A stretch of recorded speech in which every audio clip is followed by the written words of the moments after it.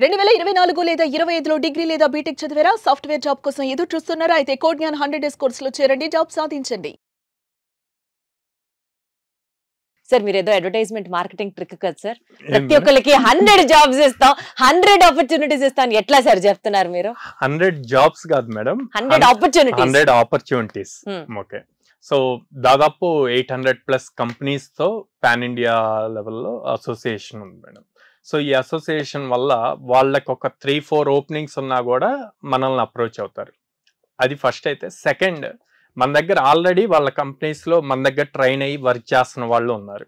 So వాళ్ళు బాగా work చేస్తున్నారు అనుకోండి, వాళ్ళు ఇమ్మీడియట్ గా sir similar type of candidates కావాలి అని చెప్పి అడుగుతారు.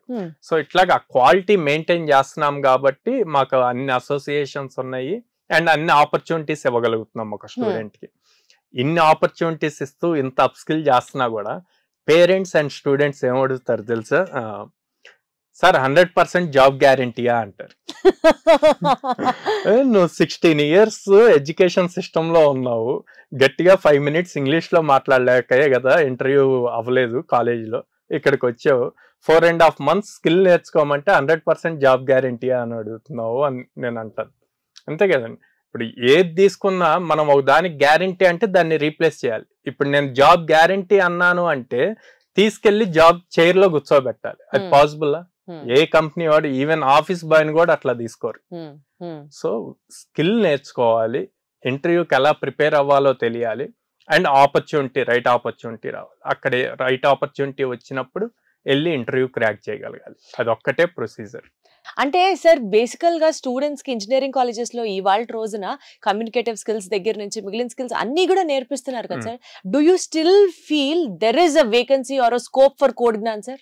నాట్ ఓన్లీ ఫర్ కోడ్‌జ్ఞాన్, ఇంకా వేరే ఇంకో 100 ఇన్స్టిట్యూట్స్ రావచ్చు. మార్కెట్ అంత రిక్వైర్మెంట్ ఉంది. సో ఎందుకో చెప్తాను డిఫరెన్స్. కాలేజెస్ లో క్యాంపస్ ప్లేస్మెంట్ వస్తే వాళ్ళు ఆ కంపెనీస్ వాళ్ళు బల్క్ హైరింగ్ జరుగుతుంది, వాళ్ళ దగ్గర ఉన్న ప్రాజెక్ట్ ని బేస్ చేసి ఆ కాలేజ్ లో తీసుకెళ్తారు. అండ్ అన్ని కాలేజెస్ లోనూ టాప్ కంపెనీస్ రావు, మీరు అబ్జర్వ్ చేస్తే.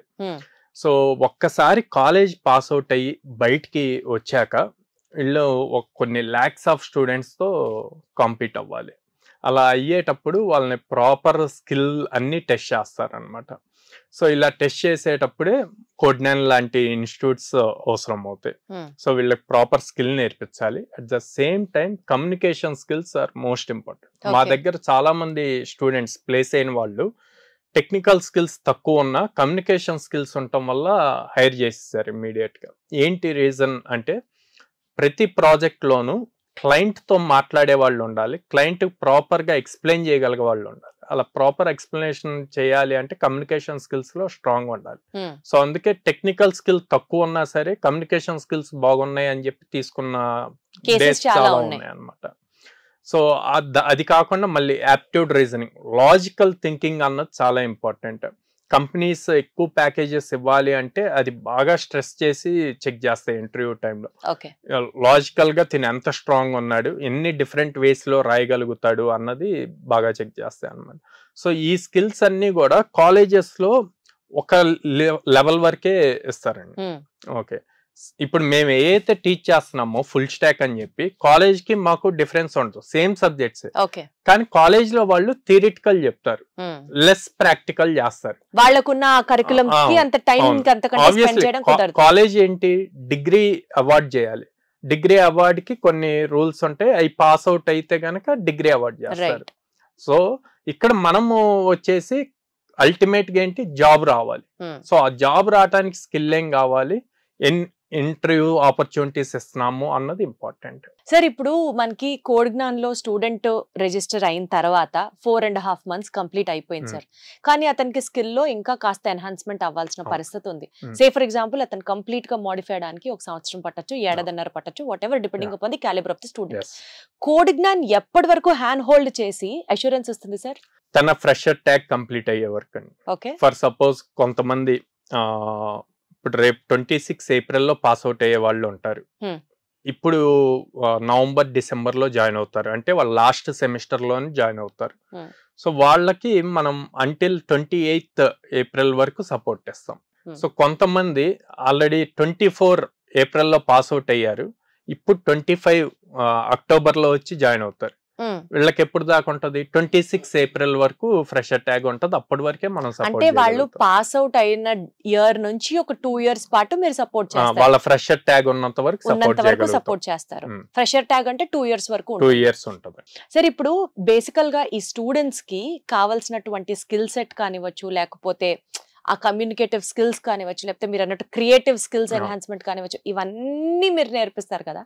ఇవన్నీ నేర్పించిన తర్వాత కూడా ఒక స్టూడెంట్ స్టిల్ స్ట్రగ్లింగ్ హార్డ్ అని అనుకుందాం సార్, అలాంటి వాళ్ళని కూడా మీరు అసలు టేకప్ చేస్తారా? లేకపోతే మనం వింటూ ఉంటాం కొన్ని కాలేజెస్ లో ఓన్లీ మెరిటోరియల్ స్టూడెంట్స్ మీదే ఫోకస్ చేస్తాము అని. బట్ కొంతమందికి జెన్యున్ గా వాళ్ళకి ఇంకా టైం కావాలి, దే నీడ్ ఎక్స్ట్రా టైం. అలాంటి స్టూడెంట్స్ అసలు మీరు యాక్సెప్ట్ చేస్తారా? ప్రతి ఒక్కరిని యాక్సెప్ట్ చేస్తాను మేడం. అంటే మా టీం చెప్తారు అలా యాక్సెప్ట్ చేయొద్దు, 70% ఉన్న వాళ్ళని అట్లా తీసుకుంటే మనకి ప్లేస్ చేయడం మనకి పేరు వస్తుంది కదా సార్. బట్ నా vision different madam. Tier 2, Tier 3 cities లో ఉన్న స్టూడెంట్స్ ని ఎక్కువ ప్లేస్ చేయాలి. ఎందుకు అలాగా? అప్పుడే కదా మేడం స్టేట్ గ్రో అవుతుంది, ఇండియా గ్రో అవుతుంది.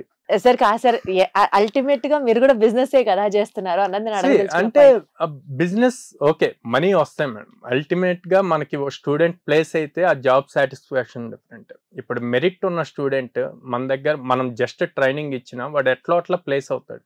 కానీ ఈ Tier 2, Tier 3 సిటీస్ లో చదివిన స్టూడెంట్స్ తీసుకుంటే వాళ్ళకి ఆ జీల్ ఉంటది, నేను సాఫ్ట్వేర్ జాబ్ తెచ్చుకోవాలి అన్నది ఉంటది. కానీ ప్రాపర్ గైడెన్స్ లేక వాళ్ళకి ఎలా వెళ్ళాలి, ఎలా అప్రోచ్ అవ్వాలి అన్నది తెలియక ఆగిపోతున్నారు. సో అలాంటి వాళ్ళని గనక మనం గైడ్ చేస్తే నెక్స్ట్ లెవెల్ ఆఫ్ రిజల్ట్స్ ఉంటాయి అన్నమాట. స్టార్ట్అప్స్ కూడా అక్కడి నుంచి ఎక్కువ వస్తాయి మేడం. కాదు సార్, మా యూనివర్సిటీలో చేరండి, మా ఇన్స్టిట్యూట్ లో చేరండి అని అనేవాళ్ళని చూసాం, కానీ స్టూడెంట్స్ ని, పేరెంట్స్ ని ఎడ్యుకేట్ చేయాలి, అవేర్నెస్ కల్పించాలి అని మాట్లాడేది ప్రాబబుల్లీ నేను అసలు కొంతమందినే చూసుంటాను, వారిలో మీరొకరనే చెప్పాలి. అవును మేడం, అట్లా చేస్తేనే అల్టిమేట్ రిజల్ట్ ఉంటుంది. ఇప్పుడు సింపుల్ 10th అయ్యాక ఇంటర్ జాయిన్ చేయడానికి కనీసం 10-15 మెంబర్స్ని అడుగుతారు. ఈవెన్ మనం చైతన్య నారాయణ అన్న దాంట్లో చైతన్యలో ఈ బ్రాంచ్లో జాయిన్ చేయాలనుకుంటున్నా కరెక్టేనా అని చెప్పి కూడా డిస్కషన్స్ వస్తున్నాయి ఇప్పుడు. అట్లాగే ఇంటర్ అయిపోయాక NIT జాయిన్ చేయాలన్నా, లేకపోతే వేరే కాలేజెస్ వాళ్ళ ర్యాంక్స్ బేస్ చేసి జాయిన్ చేయాలన్నా కనీసం 10 మెంబర్స్ని అడుగు.